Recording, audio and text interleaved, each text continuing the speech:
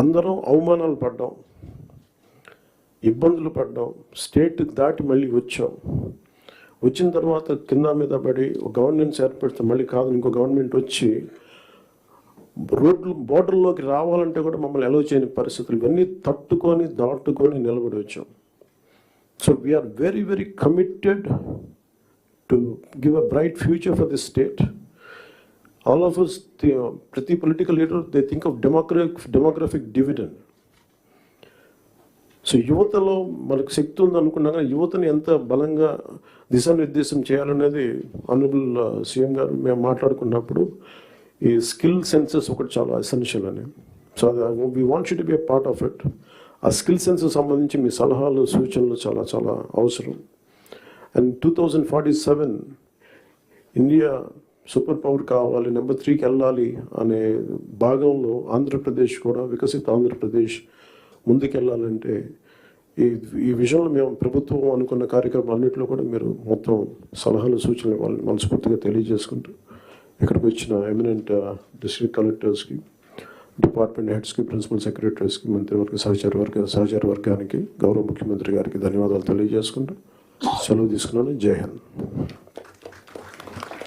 Thank you, sir, for those words of instilling the trust and duty on the officers through the words of Dr. B. Ambedkar. Thank you, sir. Now I call upon the Honorable Chief Minister of Andhra Pradesh, Shri Nara Chandrababu Naidu Garu, to deliver the keynote address, please.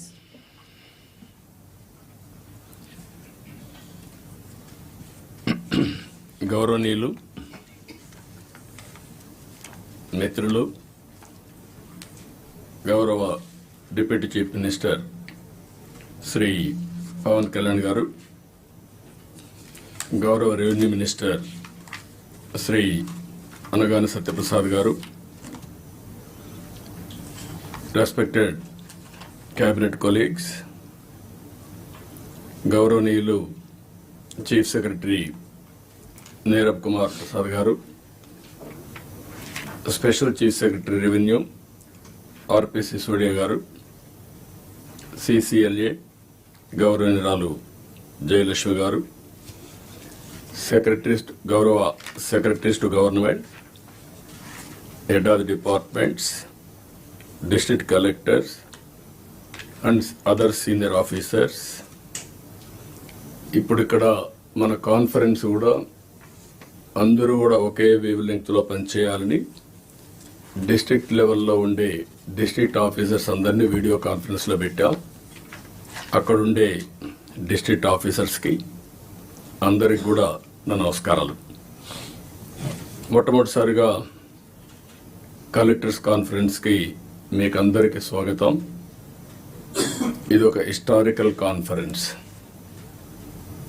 ఎప్పుడు కూడా ఎప్పటికప్పుడు ఒక లక్ష్యాన్ని నిర్దేశించుకుని తద్వారా ముందుకు పోవాల్సిన అవసరం ఉంది.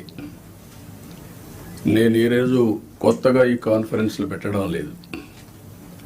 95లో నేను ముఖ్యమంత్రి అయినప్పటి నుంచి ఇది 4th టైం సీఎం అయిన తర్వాత విధిగా కలెక్టర్స్ కాన్ఫరెన్స్లు పెట్టి ఏం చేయాలనేది ఒక డైరెక్షన్ ఇవ్వడం కానీ కలెక్టివ్ రెస్పాన్సిబిలిటీ గుర్తు చేస్తూ ముందుకెళ్ళాం.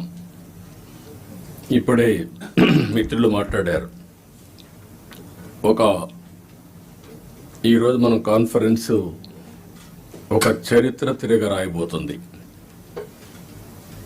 అదే సమయంలో మనందరం ఒకటి గుర్తుపెట్టుకోవాల్సిన అవసరం ఉంది. 5 ఏళ్లకు మునుపు ఒక కాన్ఫరెన్స్ పెట్టారు. కొంతమందికి ఉండే ఆఫీసర్లకి, సీనియర్ ఆఫీసర్లకి అందరికీ జ్ఞాపకం ఉంటుంది. అదే ప్రజావేదికలో కలెక్టర్స్ కాన్ఫరెన్స్ పెట్టి ఆనాటి ముఖ్యమంత్రి ఈ కాన్ఫరెన్స్ అవుతానే ఈ బిల్డింగ్ కూలగొడతామని అనౌన్స్ చేసి విధ్వంసానికి శ్రీకారం చుట్టాడు.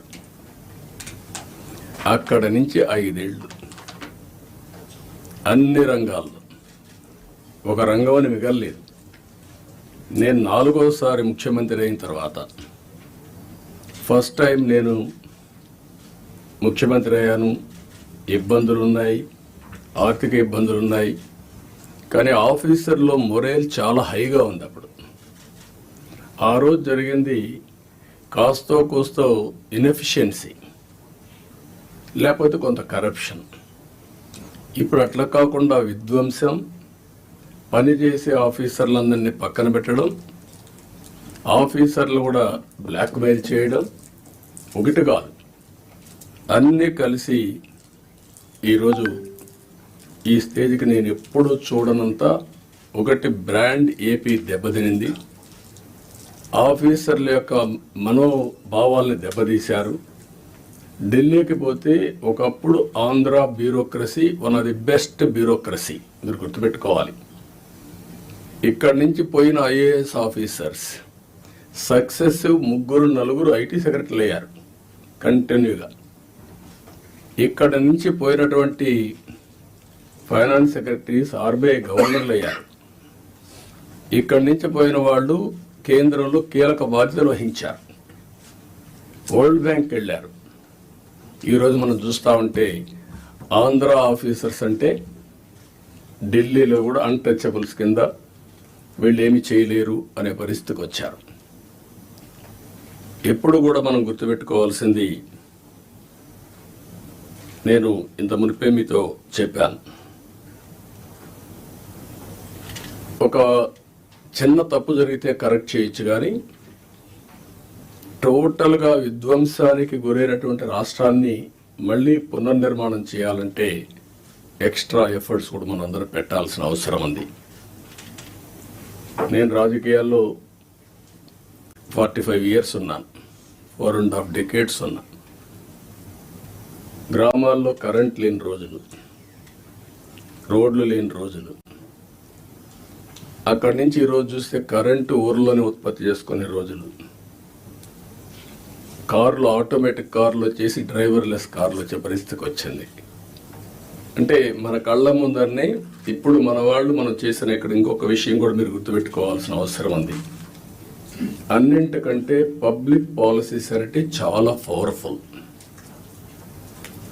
మనం తీసుకునే నిర్ణయాల ద్వారా రాష్ట్ర భవిష్యత్తుని, భావితరాల భవిష్యత్తుని మార్చే శక్తి పబ్లిక్ పాలసీస్కి ఉంటుంది.